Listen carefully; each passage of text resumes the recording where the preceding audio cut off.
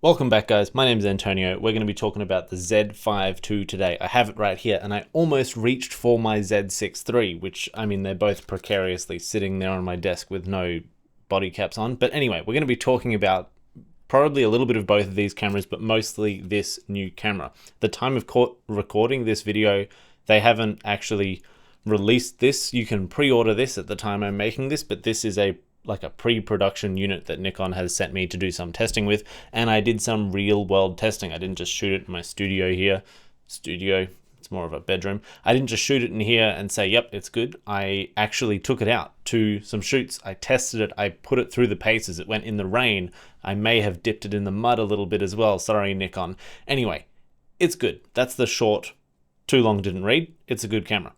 Is it worth getting instead of the Z6III or instead of maybe the Z50 Mark II? Anyway, before I do get into the video, I am super quickly just going to run over the specs just in case you didn't know it, as well as just the general features of the camera. If you don't want to hear me talk about that, you can probably press the L key on your keyboard maybe, I'm going to say 4 to 6 times. Don't skip too far ahead though. All right, so in terms of the sensor, we've got a 24.5 megapixel full frame BSI CMOS sensor, which is the same as the Z6II, I believe. We've got the XSpeed 7 image processor, which is the same as the Z8, the Z9, the ZF, the Z6III, and also the Z50 Mark II. The ISO range of the Z5 Mark II is 100 all the way up to 64,000. We've also got up to 7.5 stops of in-body stabilization, which is pretty good. One of my favorite features is we can now shoot 12-bit RAW recording straight to the memory card, no monitors required. You can do 10-bit log, you can do whatever you want. Oh, and a major thing that I almost forgot is this is a dual memory card camera. You have 2 SD card slots, which are UHS 2 compatible if you want the slightly faster speeds than a UHS 1 card.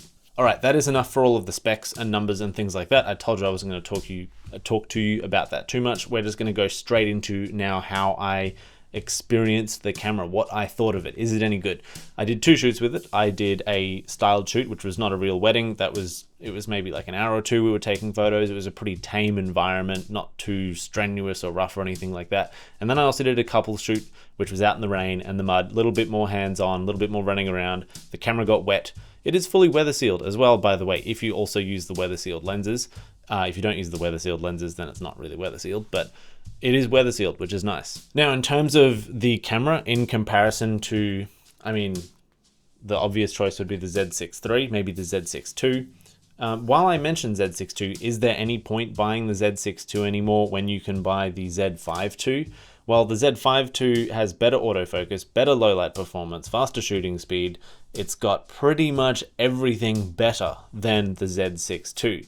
The only thing that the Z5II does not do better than the Z6II is that the Z5II has 2 SD card slots, whereas the Z6II has a CF card, CF Express card, and also an SD card. I really had to think about saying that then, so I didn't tell you the wrong information.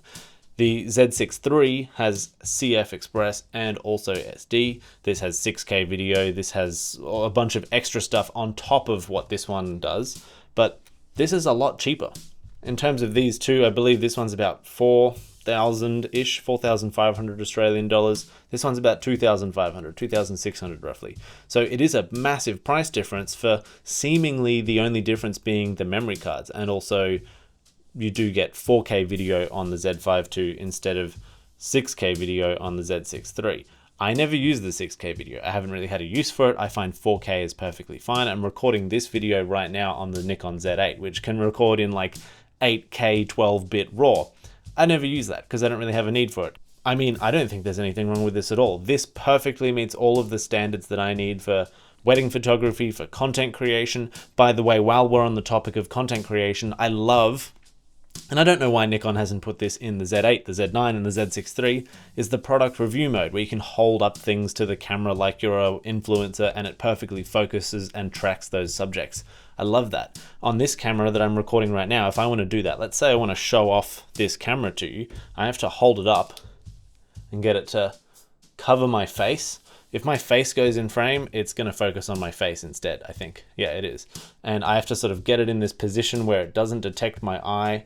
And that's the only way I can get it to actually focus on this. The other thing that this camera has, which I almost forgot to mention in terms of its differences to, say, the Z6 III, is the Z6 III has the little LCD on the top, whereas the Z5 II does not.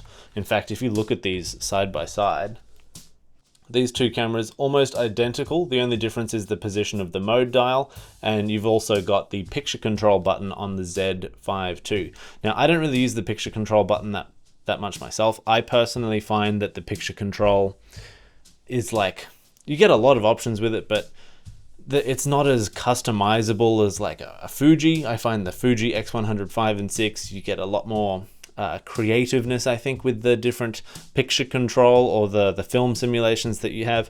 The picture control on Nikon is basically Nikon's version of the film simulation. Now the screen as well, this is the Z6 III, screen flips and spins and turns around. Same exact thing on the Z5 Mark II.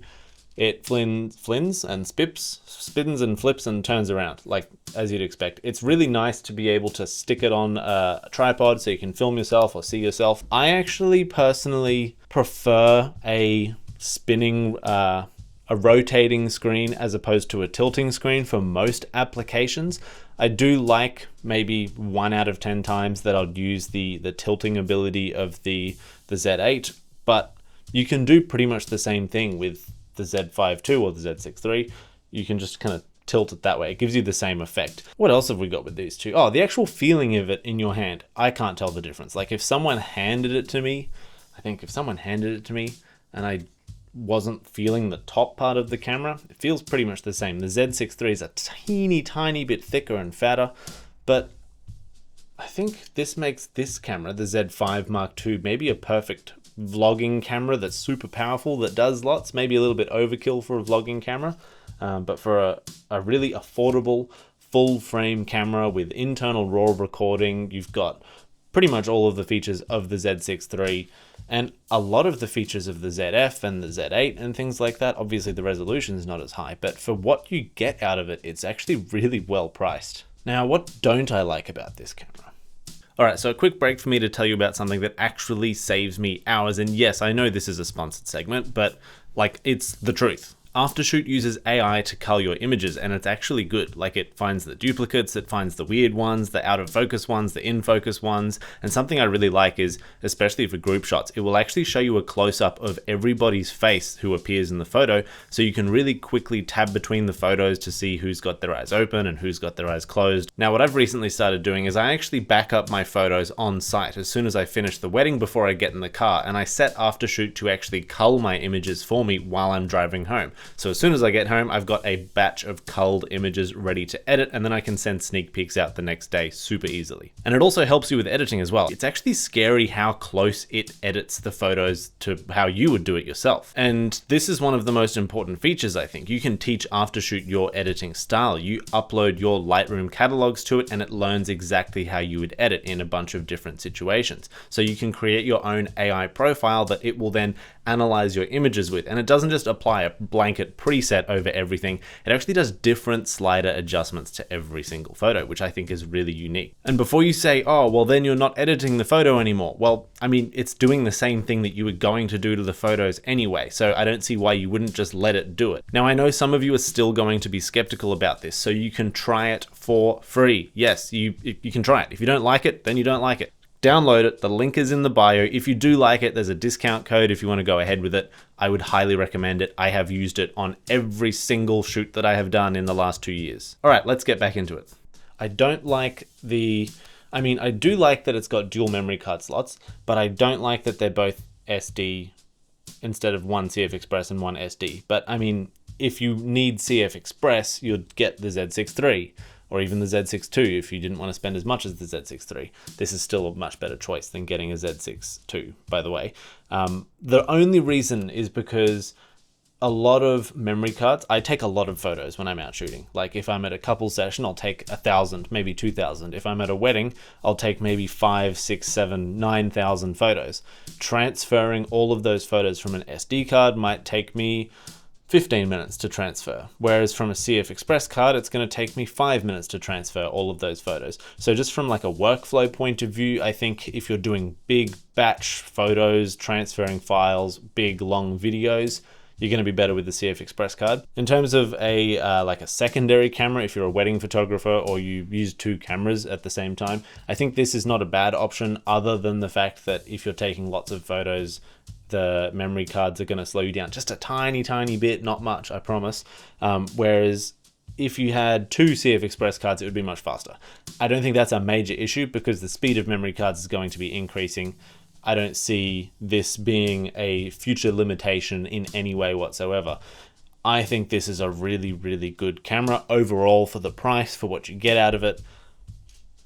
I was considering actually getting another Z6 III, but I'm thinking a Z5II. I think it's pretty much perfect. It's like the perfect little full frame camera that does everything that's Z mount. I don't think there's anything else I have to say. It's like a mini Z6 III. Anyway, that's all I have to say. Thank you very much for coming along to watch this video. Hopefully you found it somewhat informative. And I've also heard, on a side note, that you guys really like it when Samantha joins me in these videos. So I'm going to see if she wants to be in the next video, or potentially the one after that, depending on when I release this and when you're watching and when she appears in videos. But either way, I or her and I will catch you in the next one.